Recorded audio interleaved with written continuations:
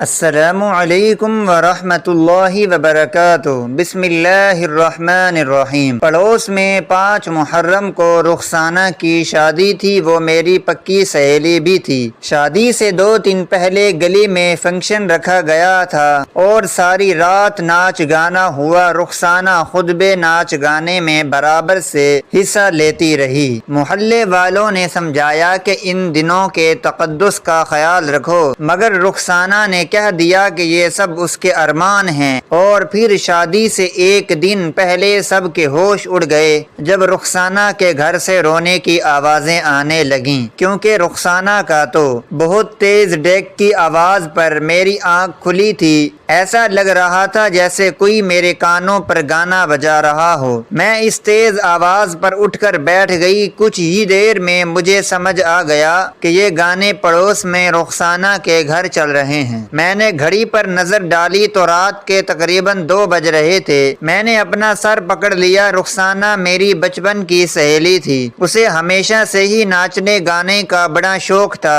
اور اب اس نے اپنی شادی میں بھی اتنا ہی ہنگامہ ڈال رکھا تھا۔ اس نے سب کو کہہ دیا تھا کہ میری شادی میں خوب ناچ گانا ہونا چاہیے۔ وہ خود بھی بہت زیادہ ہر چیز میں بڑھ چڑھ کر حصہ لے رہی تھی۔ باقاعدہ بہت سارے گانوں پر اس نے پریکٹس کر رکھی تھی، اور مہندی کے فنکشن میں وہ خود پرفارم کرنے والی تھی، لیکن رات کے 2 بجے اتنی تیز آواز میں گانے چلانے کی بھی بھلا کوئی بات تھی؟ میں غصے میں دوپٹہ اوڑھتی کمرے سے باہر نکلی، کیونکہ اب نیند تو آنکھوں سے اڑ چکی تھی۔ میں نے سوچا تھا چھت پر جا کر دیکھوں گی کہ رخسانہ کے آنگن میں کیا ہو رہا ہے، لیکن جب میں کمرے سے باہر نکلی تو دیکھا کہ ابا اماں بھی صحن میں بیزار شکل لیے کھڑے تھے۔ میں نے ابا کی طرف دیکھا تو کہنے لگے، جسے تم اپنی پکی سہیلی کہتی ہو، اسے ذرا بھی کسی بات کا احساس نہیں ہے۔ اتنے مقدس دن چل رہے ہیں، اتنی عظیم ہستیوں کی شہادت کے دن ہیں، اور یہ بے شرم لڑکی دیکھو شادی کے نام پر کس قدر تماشا کر رہی ہے۔ محرم میں شادی کرنا منع نہیں ہے، لیکن جو کچھ پڑوس میں ہو رہا ہے نا، یہ سب کچھ بے انتہا غلط ہے۔ خدا کا قہر نازل ہوگا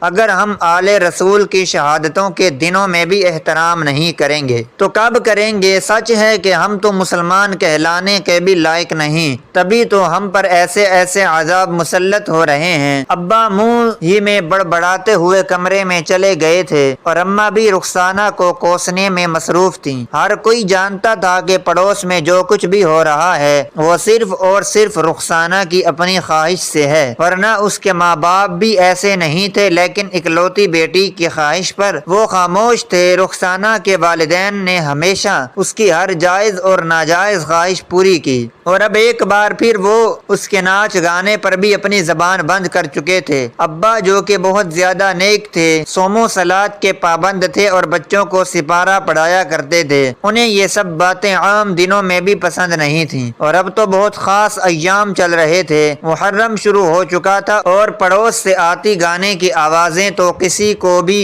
غصہ دلا سکتی تھیں، کیونکہ بہت ہی بد قسم کے گانے چل رہے تھے۔ گانوں کے لفظ ایسے تھے کہ سن کر انسان شرم سے زمین میں ڈوب جاتا۔ عورت کے جسم کے خد و خال کو تعریف کے طور پر گانوں میں اس طرح پیش کیا جا رہا تھا جیسے کوئی بہت ہی اچھی بات ہو، ساتھ ہی ساتھ تالیوں اور شور شرابے کی آواز بھی آ رہی تھی، اور میں جان گئی تھی کہ ہو نہ ہو رخسانہ اس گانے پر رقص کر رہی ہے۔ جیسے ہی اماں کمرے میں گئی، میں دوڑتی ہوئی چھت پر پہنچ گئی اور چھت سے رخسانہ کے آنگن میں جھانکنے لگی۔ میری سوچ بالکل ٹھیک تھی۔ رخسانہ بیچ صحن میں کمر لچکاتی ہندی گانوں پر رقص کر رہی تھی، جبکہ ارد گرد بیٹھے اسی کی عمر کے کزن خوب تالیاں بجا رہے تھے۔ ان میں لڑکے بھی تھے اور لڑکیاں بھی۔ رخسانہ کو کسی قسم کی شرم نہیں تھی، وہ کھلے عام اس طرح سب کے بیچ میں ناچ رہی تھی، جبکہ 2 دن بعد اسے رخصت ہونا تھا۔ یہ شور شرابہ جاری تھا، اور کھڑے کھڑے میرے پیر درد کرنے لگے تھے، اس لیے میں واپس سیڑھیاں اتر کر اپنے کمرے میں آ گئی اور سوچنے لگی کہ رخسانہ کو کم سے کم ان دنوں کا لحاظ آغاز تو کرنا چاہیے تھا۔ اگر اتنا ہی شور شرابہ اور ہنگامہ کرنا تھا تو کسی اور مہینے کا انتخاب کر لیتی، اور یہی سوچتے سوچتے مجھے نیند لگ گئی تھی۔ اگلی صبح میری آنکھ کھلی تو رخسانہ کے گھر سے پیغام آیا تھا، وہ مجھے بلا رہی تھی۔ میں اس کی اکلوتی ہی دوست تھی۔ میں نے اماں کی طرف دیکھا تو اماں نے سخت نظروں سے مجھے گھورا اور کہنے لگی، رات والی بات پر ابا ویسے ہی خفا ہیں، اور اب تم رخسانہ کے گھر جاؤ گی تو مجھے ان کو جواب دینا ہوگا۔ میں نے لاڈ سے اماں کے گلے میں اپنی باہوں کا ہار ڈالا اور اماں سے کہا، اماں رخسانہ میری اکلوتی سہیلی ہے،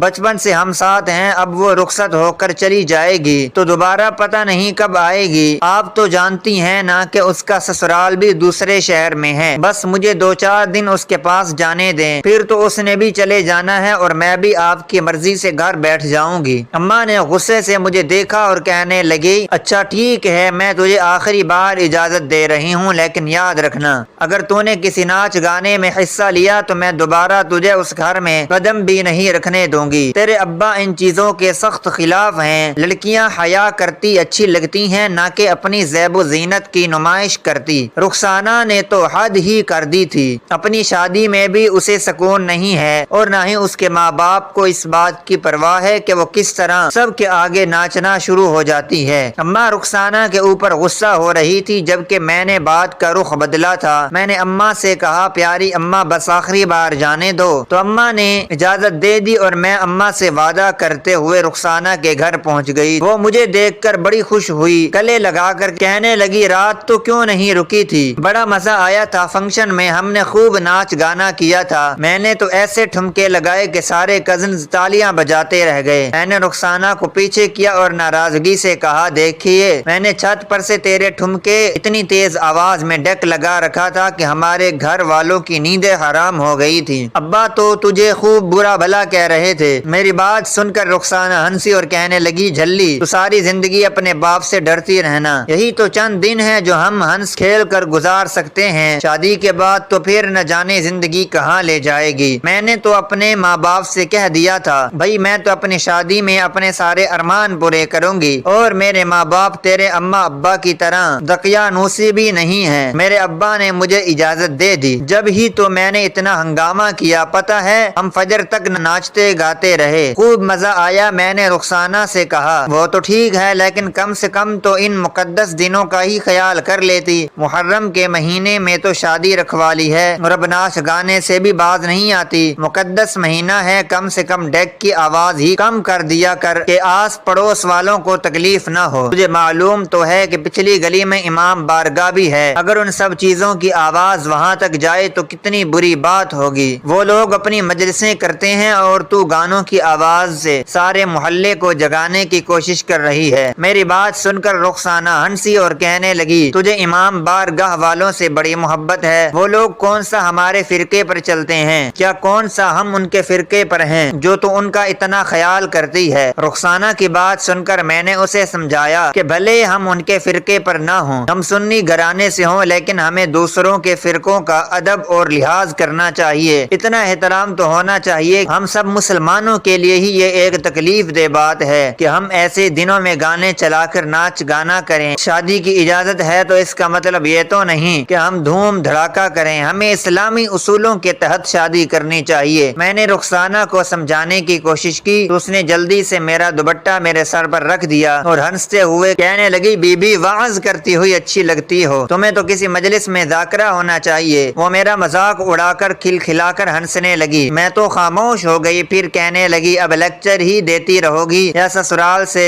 آیا میرا سامان بھی دیکھے گی؟ اور پھر اس نے جلدی سے کمرہ کھولا اور مجھے وہ سارا سامان دکھانے لگی جو اس کے سسرال سے آیا تھا، قیمتی سونے کا سیٹ، مہنگے ترین جوڑے اور ہر چیز تھی۔ بھلے ہی رخسانہ کا اپنا تعلق ایک چھوٹے گھرانے سے تھا، لیکن اس کے سسرال والے بڑے امیر تھے، انہوں نے ہر چیز رخسانہ کو بھجوائی تھی اور رخسانہ بڑے فخر اور غرور سے وہ سب چیزیں دکھاتی ہوئی کہہ رہی تھی کہ دیکھ میری قسمت میں کیسی شاندار شادی لکھی ہے، ہر چیز میری مرضی کے مطابق ہو رہی ہے۔ پھر وہ شادی کا جوڑا اٹھائے مجھے دکھاتے ہوئے کہنے لگی، یہ بھی میں نے آن لائن پسند کیا تھا، تصویریں اپنے سسرال والوں کو بھیجی تو انہوں نے میرے لیے یہی خرید دیا۔ ایسے نصیب ہر کسی کے کہاں ہوتے ہیں۔ وہ اپنے کالر چڑھا کر میری طرف دیکھ رہی تھی اور میں بھی اس کے نصیب پر رشک کر رہی تھی۔ میرے ابا تو شادی کرنے سے پہلے صرف دیندار گھرانہ دیکھتے تھے اور لڑکے کا نمازی پرہیزگار ہونا۔ ابا کے لیے ضروری تھا۔ بڑی بہن کی شادی کے وقت بھی ابا نے نہ لڑکی کی کمائی دیکھی نہ گھر بار، بس اس کی نماز اور نیکوکاری دیکھ کر اپنی بیٹی اس کے ساتھ بیاہ دی تھی۔ ایسا نہیں تھا کہ میری بڑی بہن اپنے گھر میں خوش نہیں تھی، لیکن یہ سب آسائشیں اسے میسر نہیں تھی جو رخسانہ کے سسرال میں موجود تھی۔ رخسانہ کے ابا نے اپنی اکلوتی بیٹی کے لیے امیر گھرانے کا رشتہ تلاش کیا تھا۔ وہ لوگ دوسرے شہر میں رہتے تھے، رخسانہ کے ابا کے دوست کے جاننے والے تھے۔ رخسانہ خوبصورت بہت تھی، اس لیے وہ لوگ رشتے کے لیے راضی ہوئے اور رخسانہ کے بھاگ کھل گئے۔ شام تک رخسانہ کے ساتھ بیٹھی رہی، اسے مہندی لگ رہی تھی۔ وہ مہندی لگواتے ہوئے بھی کبھی ٹک ٹاک بناتی تو کبھی ناچ گانا کرتی۔ اس نے ہر طرح سے اپنی بہت سی ویڈیوز بنوائی تھیں اور اپنے سٹیٹس پر بھی اپلوڈ کی تھیں۔ میں تو اس کی قسمت پر بس رشک کر رہی تھی۔ پھر رخسانہ کہنے لگی کہ شادی سے 2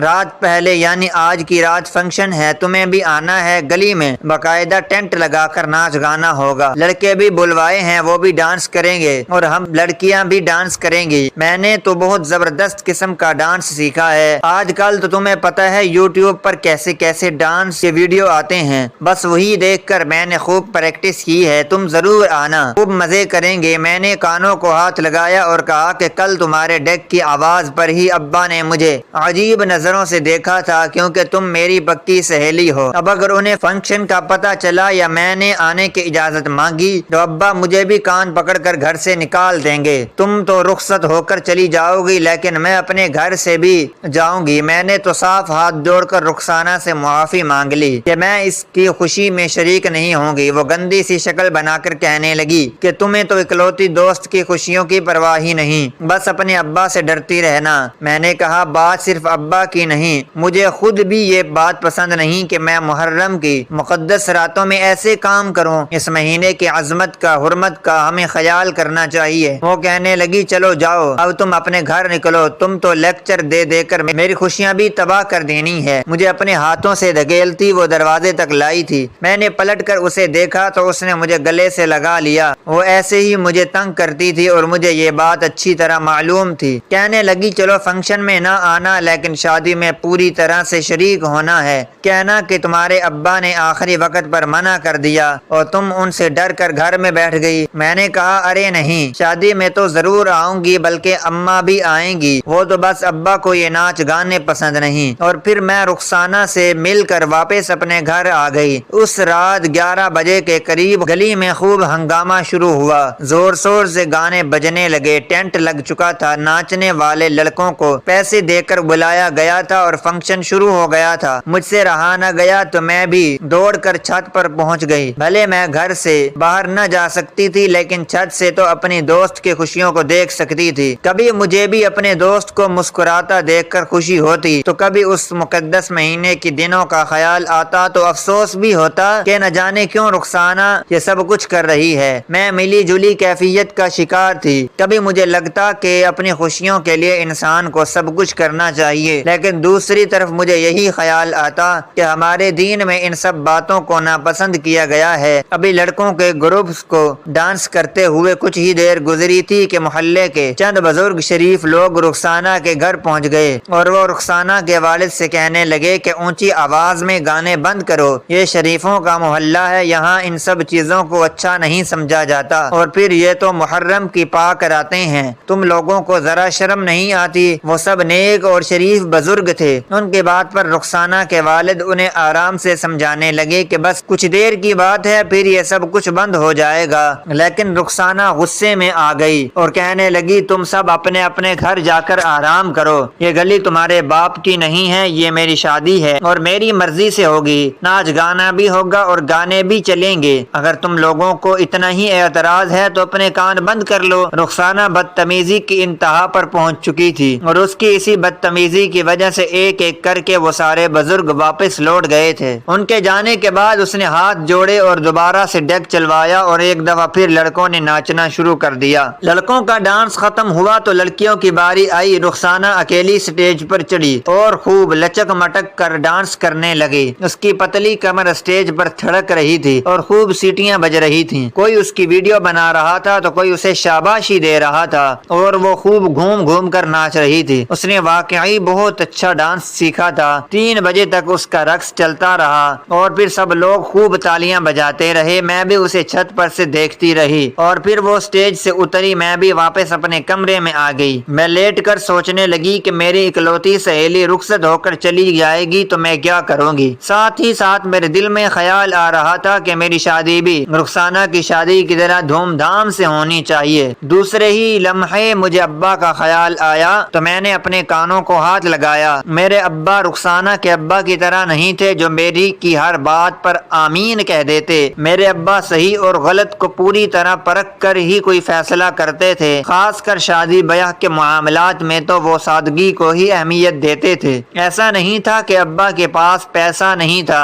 لیکن ابا کا کہنا تھا کہ جو کام جس طرح شریعت نے بتائے ہیں وہ اسی طرح کرنے چاہیے۔ یہی سب سوچتے سوچتے ہیں پھر مجھے نیند آ گئی تھی۔ اگلی صبح جب میں اٹھی تو اماں کہنے لگی کہ آج ہی شادی کے کپڑے استری کر لو، کل پھر شادی میں جانا ہے۔ بتی کا کچھ پتہ نہیں ہوتا، لائٹ والوں نے بھی بہت تنگ کر رکھا ہے۔ اماں کی بات پر میں جلدی جلدی سارے گھر والوں کے کپڑے استری کرنے لگی۔ ابا کو چھوڑ کر میں نے اپنی 2 چھوٹی بہنوں، اپنا اور اماں کا جوڑا استری کر دیا تھا۔ ساتھ میچنگ کی جولری وغیرہ بھی پہلے ہی نکال لی تھی اور پھر اماں سے رخسانہ کے گھر جانے کی اجازت مانگنے لگی تھی۔ اماں کہنے لگی کل تو سارا دن وہاں گزار کر آئی ہو، اب کیا ضرورت ہے؟ پہلے ہی کل رات کو محلے میں جو تماشا ہوا اس کے بعد محلے والے رخسانہ کو کچھ اچھی نظروں سے نہیں دیکھ رہے۔ ہر کوئی کہہ رہا ہے کہ کیسی بدزبان لڑکی ہے جس نے بڑوں کا لحاظ نہیں کیا۔ اب اگر تم بار بار وہاں جاؤ گی تو تمہارے ابا میں بھی سب یہی گمان کرنے لگیں گے۔ انسان اپنے دوستوں سے پہچانا جاتا ہے، کل کو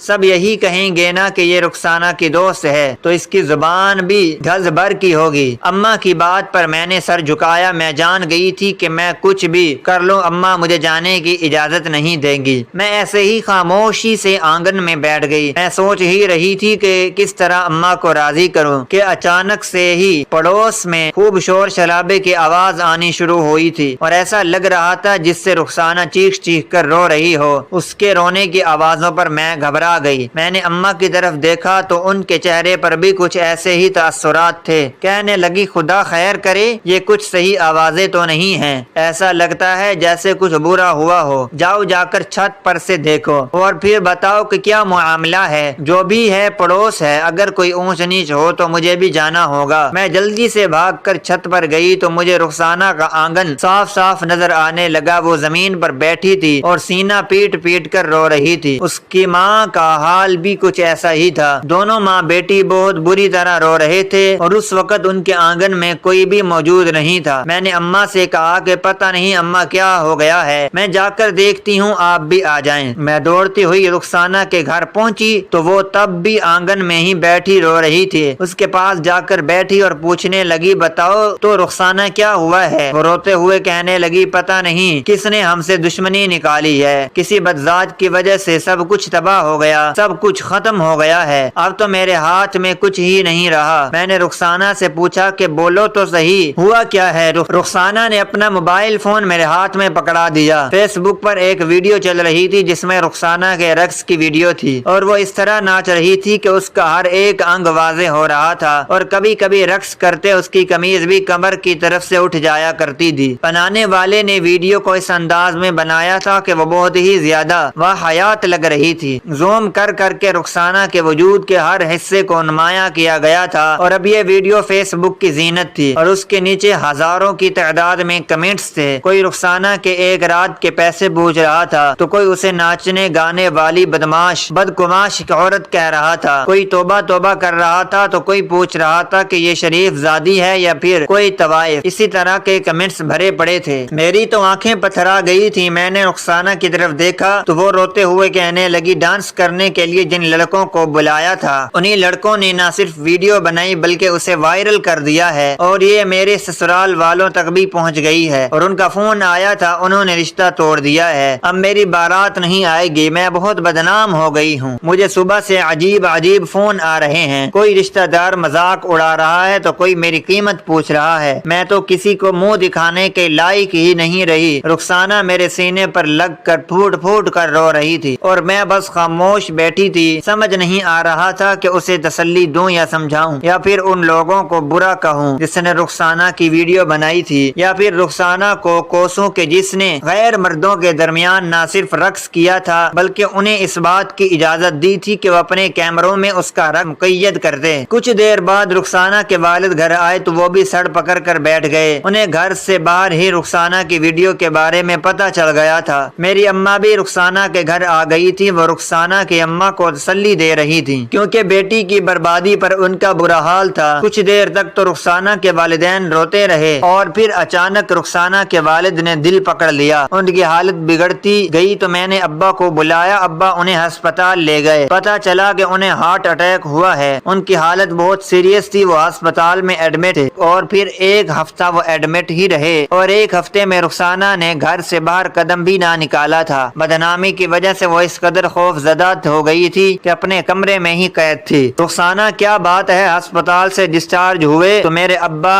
انہیں چھٹی کروا کر گھر لائے۔ رخسانہ کی شادی تو ختم ہوئی تھی، ساتھ ہی ساتھ اس کے ابا کی عزت بھی ختم ہو گئی تھی، اس کی خود کی بھی۔ سارا محلہ انہیں عجیب نظروں سے دیکھ رہا تھا۔ ایسے میں میرے ابا نے آگے بڑھ کر رخسانہ کے سر پر ہاتھ رکھا تھا کیونکہ اسے اپنی غلطی کا احساس ہو گیا تھا۔ اس نے اپنی ہر غلطی کو نہ صرف قبول کیا بلکہ اللہ کی بارگاہ میں توبہ بھی کی تھی اور وہ پردہ بھی شروع کر چکی تھی، لیکن دنیا والے کہاں کسی کے ماضی بھلاتے ہیں۔ رخسانہ کو اب بھی ہر کوئی برا کہہ رہا تھا۔ ایسے میں میرے والد نے اپنے دوست کے ایک بیٹے سے رخسانہ کا رشتہ طے کروا دیا اور اسے سادگی کے ساتھ رخصت کروا دیا۔ وہ دیندار گھرانے والے تھے۔ انہوں نے رخسانہ کے والد کو کہا تھا کہ وہ چار دیواری اور پردے میں رخسانہ کو عزت سے رکھیں گے اور اس پر دوبارہ کوئی آنچ نہیں آئے گی۔ آج رخسانہ اپنے گھر میں ہے، وہ پوری طرح پردہ کرتی ہے۔ اس کا شوہر نیک اور دیندار ہے۔ وہ بہت پیسے والا تو نہیں لیکن اس نے رخسانہ کو بہت عزت دی ہے اور وہ اس کی عزت کا خیال بھی کرتا ہے۔ رخسانہ کو اپنی غلطی کا احساس تو ہوا لیکن بہت دیر بعد۔ میری سب لڑکیوں سے گزارش ہے کہ اپنی شادی پر غیر شرعی کام نہ کریں۔ وقتی خوشی کے لیے اللہ کو ناراض کریں گے تو کوئی نہ کوئی قہر آپ پر ضرور نازل ہوگا۔ ناظرین، مزید اس طرح کے سبق آموز کہانیاں سننے کے لیے ہماری ویڈیو کو لائک کریں، شیئر کریں اور ہمارے چینل کو سبسکرائب کریں۔ شکریہ۔